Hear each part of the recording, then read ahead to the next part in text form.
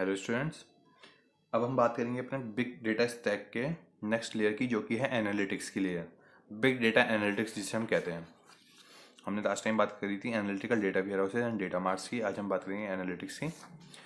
तो एनालिटिक्स होता क्या है? हम अभी तक पढ़ते आ रहे हैं कि एनालिटिक्स, बिग डेटा एनालिटिक्स, तो ये सब होता क्या है?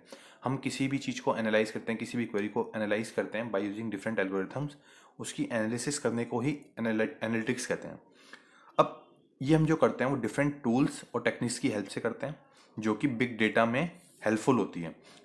अगर हमारे पास छोटा डेटा है तो हम उसे रिलेशनल डेटाबेस में भी स्टोर कर सकते हैं, और उसके अंदर अगर हमें कोई चीज़ फेच करनी है तो डिफरेंट क्वेरीज लिखते हैं, हम एसक्यूएल क्वेरीज लिखते हैं, जिससे हमारा आउटपुट रिजल्ट निकल के आता है। लेकिन अगर हमें बड़े डेटा को हैंडल करना है, ह्यूज डेटा को हैंडल करना है, तो हमें बिग डेटा एल्गोरिथम्स का यूज़ करना पड़ेगा उन बिग डेटा के लिए, उन ह्यूज डेटा के लिए।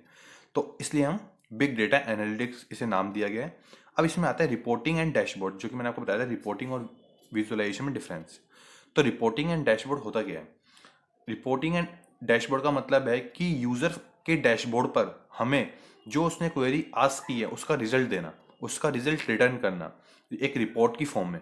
अगर जैसे आपने देखा होगा कि अगर आप कोई प्रोजेक्ट बनाते हो तो आप उसकी रिपोर्ट देते हो और एक आप उसका पीपीटी निकालते हो। तो जो पीपीटी हो गई वो एक तरह से विजुअलाइजेशन हो गई, और जो एक तरह से रिपोर्ट हो गई जो कि एक रिटर्न फॉर्मेट में होती है, वो हो गया आपका रिपोर्ट। अब रिपोर्ट के अंदर सारा डेटा होता है, लेकिन यूजर को जो अच्छा लगता है डेटा, यही पीपीटी की हेल्प से उसको समझने में ज़्यादा ईजी होती है, ज़्यादा ईज होता है, तो इसलिए हम उसको विजुलाइज करके फॉर्म करते हैं डेटा को। तो user friendly representation of information from various sources, जितने भी हमारे पास सोर्सेज आए थे, इनपुट सोर्सेज, उनसे जो हमने डेटा गैदर करके निकाला बाय यूजिंग डिफरेंट एल्गोरिथम्स, तो उसको बोलते हैं रिपोर्टिंग, और विजुअलाइजेशन कहते हैं हम, जो कि रिपोर्टिंग का नेक्स्ट स्टेप है। कि अगर हम उसको bar graph, charts, pie chart की फॉर्म में कर देते हैं, bar graph, pie charts, heat maps, या किसी भी फॉर्म में अगर हम उसको एक्सप्लेन करते हैं, उस पैटर्न को एक्सप्लेन करते हैं, तो ज़्यादा इंटरेक्टिव लगता है, डायनामिक लगता है। तो इसी को हम कहते हैं विजुअलाइजेशन। तो difference between reports and visualisation कई बार एग्जाम में पूछा गया है, तो आप इसको कवर कर लेना। अब big data analytics examine large data, uncover hidden patterns, correlates and other insights. ये बता चुका हूँ मैं आपको कि लार्ज डेटा को एग्जामिन करना, हिडन पैटर्न्स को अनकवर करना और उनके बारे में रिसर्च करना, आगे कोडिफाइंग करना, जो कि हमने लास्ट में भी पढ़ा था। कोरिलेशन एंड अदर इनसाइट्स, उसके बारे में जानना कि उसके किस किस चीज़ के साथ रिलेशंस हैं, और जिस जिस चीज़ के साथ रिलेशन है उसको अनकवर करना। Fetch query immediately, high improve decision making. इससे फ़ायदा क्या होता है कि हम क्वेरी को ढूंढने में हमें आसानी होती है, और डिसीजन मेकिंग पावर भी हमारी इंक्रीज होती है। अब बात आती है एनालिसिस एंड एनालिटिक्स की। तो एनालिसिस और एनालिटिक्स में फ़र्क क्या होता है?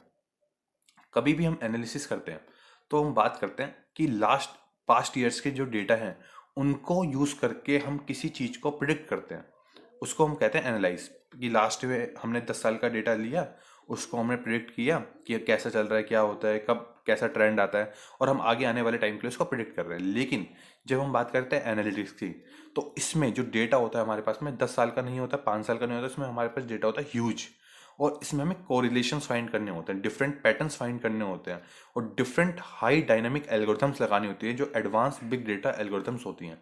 उनको यूज करके हम पता लगाते हैं कि आगे क्या हो सकता है, कैसा पैटर्न हो सकता है, और उनके सॉल्यूशन कैसे कैसे निकाले जा सकते हैं। तो ये फर्क है आपका एनालिसिस और एनालिटिक्स में। Thank you. अब हम बात करेंगे importance of big data analytics की। तो बिग डेटा एनालिटिक्स तो हमने पढ़ लिया, लेकिन इसकी इंपॉर्टेंस क्या है? इंपॉर्टेंस वही है जो मैंने आपको पहले बताया था कि कॉस्ट रिडक्शन, कॉस्ट रिड्यूस करता है, फास्टर बेटर डिसीजन मेकिंग करता है, न्यू प्रोडक्ट्स एंड सर्विसेज को हम लॉन्च कर सकते हैं according to customer needs. Big data application में क्या क्या आता है? हम उसको रिटेल में यूज़ कर सकते हैं, हेल्थ केयर में यूज़ कर सकते हैं, एजुकेशन में यूज़ कर सकते हैं, ई कॉमर्स में यूज़ कर सकते हैं। ई कॉमर्स आपको पता ही है कि आजकल सब चीज़ ऑनलाइन हो रही है, तो हम उसमें भी यूज़ कर सकते हैं।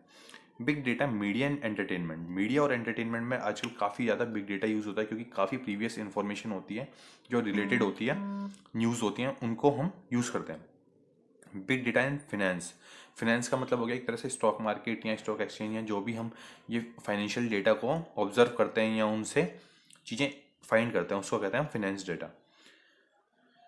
ट्रैवल इंडस्ट्री, ट्रैवल इंडस्ट्री का जो बिग डेटा है वो भी काफ़ी यूज़फुल है, क्योंकि कैसी पास्ट ट्रैवल इंडस्ट्री रही है, कहाँ पर ज़्यादा अर्थक्वेक्स आते हैं, कहाँ पर ज़्यादा सुनामीज आते हैं, या कहाँ पर कैसा एरिया है, कहाँ पर ठंड रहती है, कहाँ पर गर्मी रहती है, कहाँ पर कैसा मौसम रहता है।